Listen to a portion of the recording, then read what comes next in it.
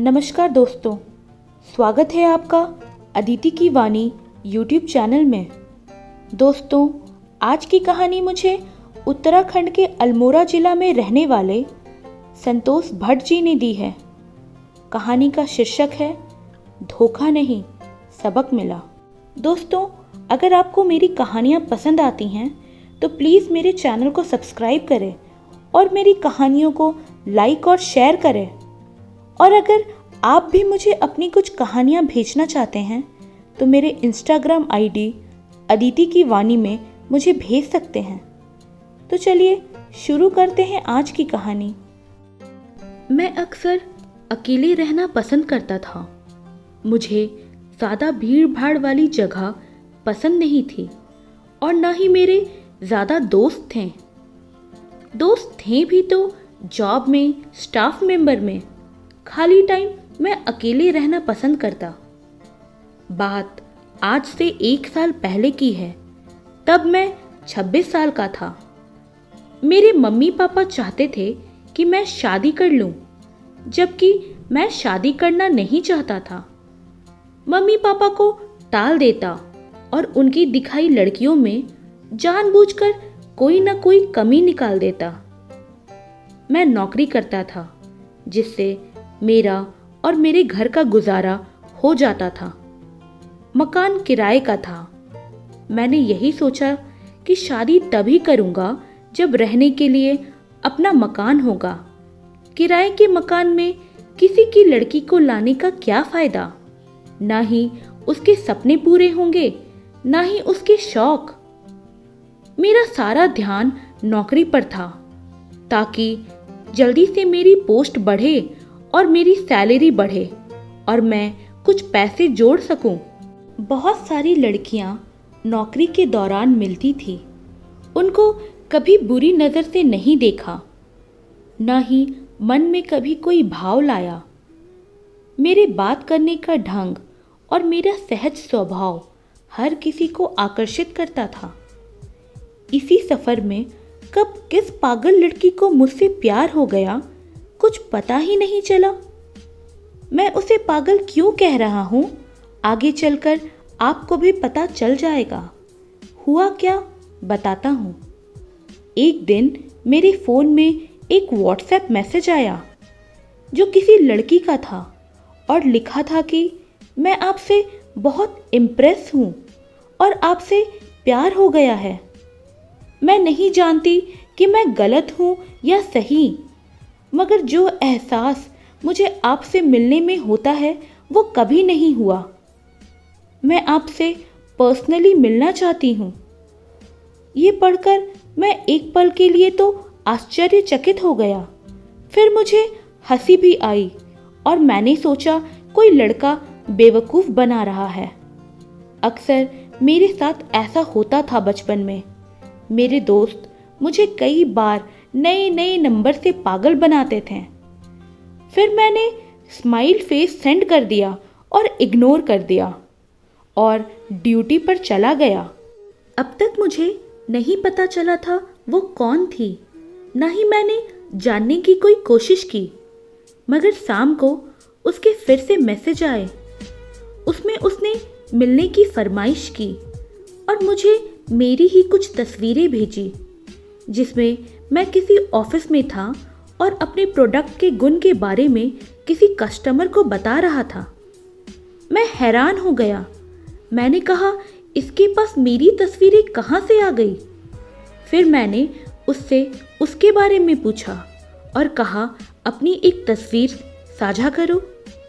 उसने मना करते हुए कहा कि मैं आपको सरप्राइज देना चाहती, इसके लिए मिलेंगे, और एक एड्रेस भेजा। मैं अगले दिन सुबह के इंतज़ार में सो ही नहीं पाया। बहुत कुछ सोचा था उसे सुनाने के लिए, उसे डांटने के लिए और उससे हमेशा के लिए आज़ाद होने के लिए। बहुत सारे डायलॉग सोचे थे मैंने। सुबह हुई, मैं जल्दी से उठकर नहाया धोया और घर से ऑटो पकड़ी, क्योंकि बाइक में कई दिनों से पेट्रोल खत्म था और इतना टाइम नहीं था कि उसे पेट्रोल पंप तक धक्का देकर ले जाऊं। इतवार को ले जाने की सोची थी। मैं ऑटो से बताए गए पते पर खड़ा हो गया, जो कि एक सड़क का किनारा था। मैंने सोचा अच्छा किया इधर बुलाया, रेस्टोरेंट वगैरह में तो खर्च बहुत ज़्यादा हो जाता। मैं उसका इंतज़ार कर रहा था। मुझे देर भी हो रही थी, ड्यूटी पर भी जाना था। बहुत लोग आए और गए, वो नहीं आई। जो भी लड़की वहाँ से अकेले गुजरती, मुझे लगता शायद ये होगी। कई बार तो अकेले गुजर रहे लड़के पर भी शक होता, कहीं ये तो नहीं। मेरी उम्मीदें समाप्ति की तरफ थी। अचानक एक BMW कार वहां आकर रुकी। मुझे गाड़ियों के बारे में ज्यादा जानकारी तो नहीं थी, मगर तब उसका चलन इतना था कि सब उसी कार की चर्चा करते। उस कार में एक लड़की थी जो बहुत ही खूबसूरत थी। मैं खुद को बोला, ये तो हो नहीं सकती। मैं कार से नजर हटाकर दाएं बाएं देख रहा था और साथ ही बार बार टाइम देख रहा था, क्योंकि मुझे देर भी हो रही थी। अब तो कार आगे नहीं बढ़ी और मैंने पाया कि वो लड़की मेरी तरफ देखकर कुछ इशारा कर रही थी। मैं जब कार की खिड़की से झांका तो उसने शीशा उतारा, तब जाकर उसकी आवाज आई। उसने काला चश्मा उतारते हुए कहा कि बैठ जाओ। मैं हैरान हो गया। मुझे अब भी यकीन नहीं हो रहा था कि इस लड़की को मुझसे प्यार है। मुझे कुछ अजीब लगा कार में बैठना। मैंने उसको कहा कि जो भी बात करनी है गाड़ी से उतर कर कीजिए और मुझे देर हो रही है, जल्दी कीजिए। उसने भी अनुरोध करते हुए कहा, 2 मिनट बैठ जाओ प्लीज। उसके चेहरे की मासूमियत और आवाज में कोई छल नहीं लगा और मैं बैठ गया। उसने अपना इंट्रोडक्शन देते हुए कहा कि मेरा नाम दिव्या है। मैंने उसको कहा, नाम तो ठीक है, पर मुझे परेशान करने की वजह बताइए। वो बोली, चलिए कहीं पर कॉफ़ी पीते हैं, पीते पीते ही बात करते हैं। मैंने मना करते हुए बोला, मेरे पास वक्त बहुत कम है, आधे घंटे में मैंने ड्यूटी जाना है। सिर्फ ये बताओ क्यों बुलाया है मुझे यहाँ। वो बोली, मुझे आप अच्छे लगते हो और मैं आपसे दोस्ती करना चाहती हूँ, और मैं चाहती थी आप भी मुझे देखो और पसंद करो। पसंद करूँ? ये क्या मतलब हुआ कि पसंद करूँ? मैं ना तुम्हें जानता हूँ ना मुझे तुम। ऐसे में पसंद नापसंद, दोस्ती, प्यार कुछ नहीं हो सकता, मैंने कहा। उसने जवाब दिया कि मैं क्या कर सकती हूँ, जितनी बार आपसे मिली उतनी बार एक अलग सा एहसास, एक आकर्षण सा महसूस हुआ मुझे। मैं नहीं जानती ये क्या है, मगर अभी आपके साथ हूँ तो मुझे बहुत अच्छा सा लग रहा है। इतना कहकर वो कार स्टार्ट करती है। मैंने बोला, कहाँ जा रहे हो? वो बोली, आपको आपके ऑफिस तक छोड़ देती हूँ। मैंने भी मना नहीं किया, क्योंकि ऑटो से बेहतर था कार में। ऊपर से उसकी वजह से मुझे देर हो रही थी। वो कार चलाते हुए बोली, मैं बस इतना कहना चाहती थी और आपसे मिलना चाहती थी, बाकी आपकी मर्जी, आपको पूरा हक है सोचने का। मैंने बोला, देखो मैं एक गरीब लड़का हूँ और तुम बहुत अमीर हो। मुझे भी अच्छा लग रहा है कार में घूमना, वो भी उसके साथ जो मुझसे प्रेम का दावा कर रही है। मगर ना ही मेरे पास कार है, ना ही कभी कार चलाई जिंदगी में। ऑटो में धक्का खाता हूँ, किराए के कमरे में रहता हूँ।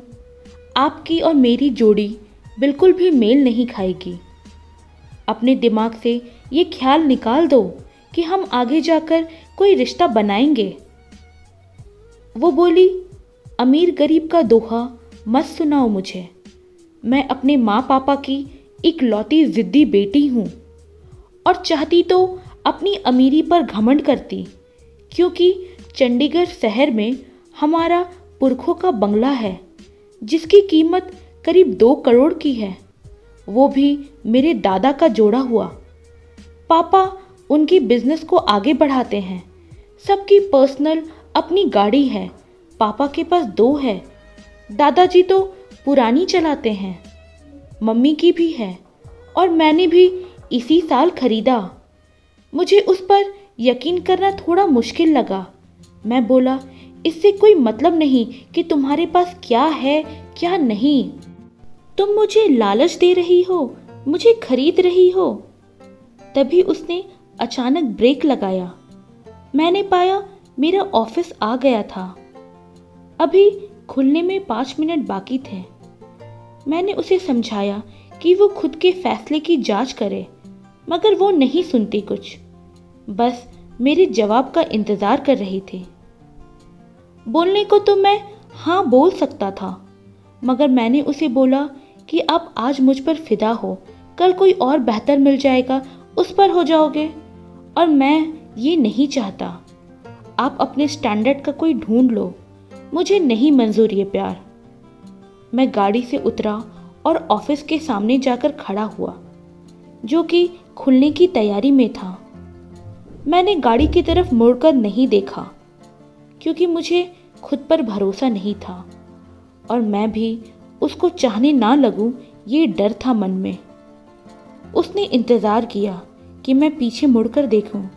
जब मैंने नहीं देखा तो उसने गाड़ी स्टार्ट की और गुस्से में गाड़ी बहुत स्पीड में भगाई। मैंने मुड़कर देखा, वो पागलों की तरह हाईवे क्रॉस करती हुई चली जा रही थी। उसकी ड्राइविंग देखकर एक पल के लिए मुझे डॉक्टर ड्राइविंग मोबाइल गेम की याद आई। फिर मुझे उसकी चिंता होने लगी।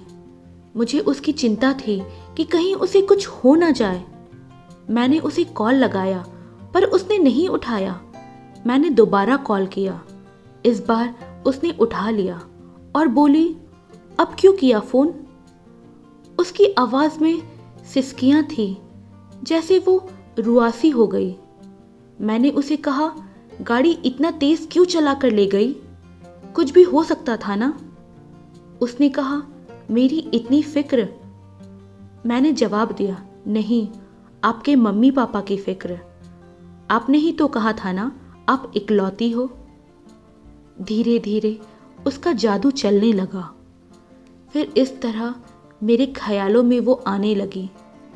उससे बातचीत शुरू हो गई, मगर मैंने उसे कहा था कि मैं आपका सिर्फ दोस्त हूँ। आपको पूरा हक है कि अपने लिए प्यार ढूंढो और अपनी योग्य ढूंढो, जिसको आपके मम्मी पापा रिजेक्ट ना कर सके। बातों बातों में हमारा मिलना जुलना बढ़ गया। धीरे धीरे मुझे उसकी आदत सी होने लगी। मैंने घर वालों को इशारा दे दिया था कि मैं शादी करने को तैयार हूँ, बस लड़की मेरे पसंद की होनी चाहिए। अब मैंने उसे बोला, क्या तुम मुझसे शादी करोगी? मैंने कोई प्रपोज नहीं किया, ना ही मुझे प्रपोज करना आता है, बल्कि उसी ने मुझे बताया था कि वो मेरे साथ अपनी पूरी जिंदगी बिताना चाहती है, मुझसे शादी करना चाहती है। मैंने उसे बोला, अपने पापा से बात करो और मेरी भी बात कराओ, क्योंकि उनकी इजाज़त के बिना कुछ भी नहीं कर सकते थे। उसने बोला कि उसने बात कर रखी है, जल्द ही मैं उनसे मिलाऊंगी, मगर जल्द करके 3 महीने टाल दिए और कभी बात नहीं कराई। हमें दोस्ती और फिर प्यार के बंधन में बंधे 6 महीने हो गए, लेकिन बात आगे नहीं बढ़ी। एक दिन मुझे उसने मिलने बुलाया और बोली कि आपके लिए एक सरप्राइज है, जल्दी आ जाना। मैं उस दिन खुश था और नर्वस भी। मुझे पूरा भरोसा था कि दिव्या आज अपने पापा से मिलाने वाली है। मैंने नए कपड़े पहने और खुद को इस तरह सेट किया कि उसके पापा को कोई कमी ना दिखे। मैं पते पर पहुंचा। वहाँ वो नहीं आई थी। मैंने इंतज़ार किया। थोड़ी देर में उसकी कार वहाँ आई। कार में वो थी और उसके साथ एक आदमी था। पहले मैंने सोचा कि वह उसके पापा होंगे, क्योंकि गाड़ी के अंदर अच्छे से दिख नहीं रहा था। फिर जब दिव्या बाहर निकली और कार के दूसरे दरवाजे से एक और आदमी बाहर उतरा जो उम्र में दिव्या से थोड़ा सा बड़ा था, मुझे लगा कि दिव्या के पापा इतने जवान, यह कैसे हो सकता है। और दिव्या ने कहा था वह इकलौती लड़की है, तो यह उसका भाई जैसा भी तो नहीं हो सकता। फिर मैंने सोचना छोड़ा। मैंने कहा खुद आकर बताएगी। वह मेरे पास आई और उसके साथ आया लड़का भी उसके पीछे पीछे आया। वह मेरे पास आई और बोली, कैसे हो और कैसा लगा सरप्राइज़? मैंने कहा सरप्राइज़ तो अच्छा है, पर बताओ तो सही है क्या? वह बोली, यह मेरे होने वाले पति हैं। मेरी शादी मेरे पापा ने इनसे फिक्स कर रखी है। मैं हंसने लगा और बोला, आज पहली बार इतना अच्छा मजाक किया। वो बोली, देखो मैं गरीबों के ज़्यादा मुंह नहीं लगती, मगर ये गरीबों का बड़ा प्रशंसक है। बोलता है गरीबों में सहनशीलता होती है, कुछ कर गुजरने की चाह होती है।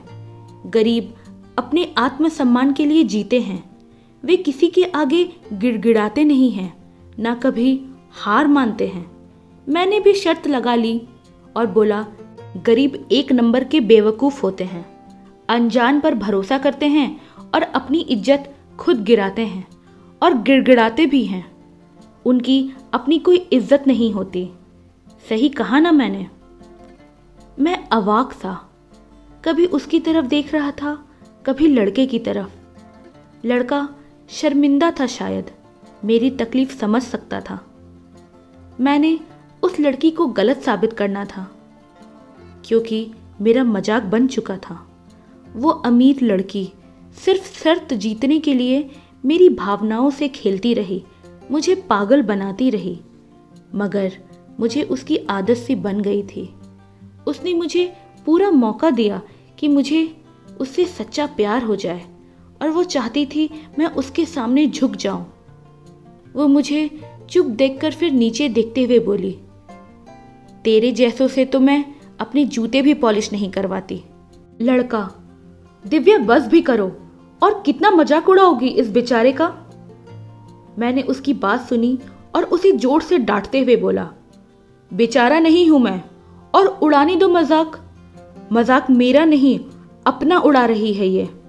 एक अमीर और कर भी क्या सकता है सिवाय गरीब के मजाक उड़ाने के? मगर सोचो, कोई लड़की किसी से 6 महीने प्यार का ड्रामा कैसे कर सकती है? और हाँ, अगर तुम्हें लगता है मैं तुमसे प्यार करता हूं, या तुम्हें क्या लगता है तुम मुझे अचानक धोखा देकर छोड़ दोगी तो मैं बर्बाद हो जाऊंगा? गलत फहमी है आपकी। फिर मैंने थोड़ी झूठी मुस्कुराहट के साथ एक डायलॉग मारा, पता है एक अमीर के लुट जाने और बर्बाद हो जाने और गरीब के लुट जाने और बर्बाद होने में क्या फ़र्क है? यही फ़र्क है जो 1-2 फुट की दीवार से गिरने वाले बच्चे और 4थी मंजिल से गिरने वाले बच्चे की चोट में है। समझ सको तो समझ लो। और हाँ, एक बात और कान खोल के सुन लो, किसी गरीब को बेवकूफ़ समझने की गलती कभी मत करना, क्योंकि मैं बर्बाद हो गया हूँ ये आपकी गलत फहमी है। बर्बाद कौन हुआ है ये जल्दी पता चल जाएगा। इतना कहकर मैं वहाँ से आ गया, और वो भी अपने मंगेतर के साथ चली गई। घर जाकर वो मुझे फ़ोन पर फ़ोन कर रही थी, मैंने नहीं उठाया। वो मैसेज में गिड़गिड़ा कर बोल रही थी, प्लीज़ फ़ोन उठाओ प्लीज़। क्यों किया तुमने मेरे साथ ऐसा? प्लीज़ बोलो, प्लीज़ एक बार फ़ोन उठाओ। वो ऐसा क्यों बोल रही थी? उसका कारण यह है कि मैंने उसकी और अपनी मुलाकातों को यादगार बनाने के लिए कई बार फ़ोटोशूट किए थे, सेल्फी ली थी, उसकी वीडियो भी छिपकर शूट किया था जब वो मुझे प्यार का इजहार करती और शादी के सपने दिखाती थी। ये मेरा शौक़ कहो या मेरे बचपन की आदत, मुझे वीडियो बनाना पसंद था, या अब मेरी अच्छी किस्मत कहो। मैंने कई वीडियो इसलिए भी बनाई थी कि मैं इसको शादी के बाद दिखाऊंगा, और दोनों की खुशी के लम्हों को याद करेंगे। मगर किस्मत में तो बस धोखा लिखा था।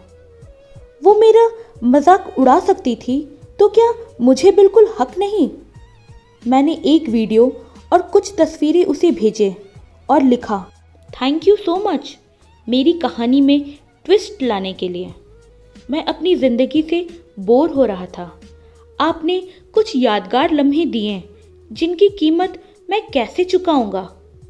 ज़्यादा तो नहीं, बस कुछ आपकी यादें हैं जो मैंने YouTube और Facebook में पोस्ट की हैं यादगार बनाने के लिए। और हाँ, लाइक कमेंट शेयर ज़रूर करना और YouTube में मेरे चैनल को सब्सक्राइब करना बिल्कुल मत भूलना और बेल आइकन दबा देना ताकि अन्य वीडियो का नोटिफिकेशन आप तक पहुंच जाए। मैंने ये मैसेज उसके व्हाट्सएप पर किया और उसके बाद उसके बहुत मैसेज और कॉल आने लगे। वो सर्च कर कर के थक गई। YouTube में और Facebook में उसे कुछ मिला नहीं। उसके बहुत मैसेज और कॉल को इग्नोर करने पर वो मेरे ऑफिस पहुंची, जहां मैं कस्टमर डीलिंग में बिजी था। वो बहुत देर खड़ी मुझे देख रही थी कि कब मैं फ्री होऊंगा और उसके पास जाऊंगा। थोड़ी देर में मैं फ्री हुआ। वो मेरे पास आकर बोली, क्यों किया तुमने ऐसा? मैं बोला, कौन हो तुम? ये उसे चिढ़ाने का एक तरीका था और मैं उसे सचमुच भूल जाना चाहता था।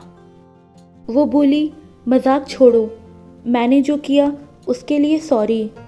आप भी वो वीडियो डिलीट कर दो, फेसबुक से भी यूट्यूब से भी। पागल हो क्या या मुझे पागल समझती हो? मैंने हंसते हुए बोला। कितने पैसे चाहिए? मैं देने को तैयार हूँ, प्लीज़ वो वीडियो डिलीट कर दो, दिव्या बोली। मुझे उसके चेहरे में वो डर बहुत प्यारा लग रहा था। मैं बोला, मैं सिर्फ 2 शर्त पर वीडियो डिलीट करूँगा। बोली, मंजूर है। मैं बोला, मुझसे शादी कर लो। ये क्या बकवास है? वो बोली। फिर मैं हंसा और बोला, आपने मंजूर है पहले क्यों बोला? सुन तो लो शर्त। शर्त नंबर 1, गरीब का मजाक मत उड़ाना कभी। दिल से मत खेलना उनके, क्योंकि वो दिल के बहुत अमीर होते हैं। ये झूठी मोहब्बत अपना गुरूर संभाल कर रखना। शर्त नंबर 2, गुस्से में गाड़ी तेज़ मत चलाना। अभी भी बहुत तेज़ चलाकर आई हो, तुम्हें कुछ हो जाएगा तो? वो बोली, ठीक है, अब वीडियो डिलीट करो। मैंने विनम्रता से कहा, वीडियो मैंने अपलोड की ही नहीं है, बस आपको व्हाट्सएप पर भेजा था। मुझे अच्छा नहीं लगता किसी की इज्जत से खेलना, ना ही किसी के दिल से खेलने की आदत है। आप निसंकोच हो जाइए। वो कुछ और कहती कि मैंने उसे अपना मोबाइल दिया और बोला, जहाँ जहाँ आपको आपकी वीडियो फ़ोटो नज़र आते हैं डिलीट कर दीजिए।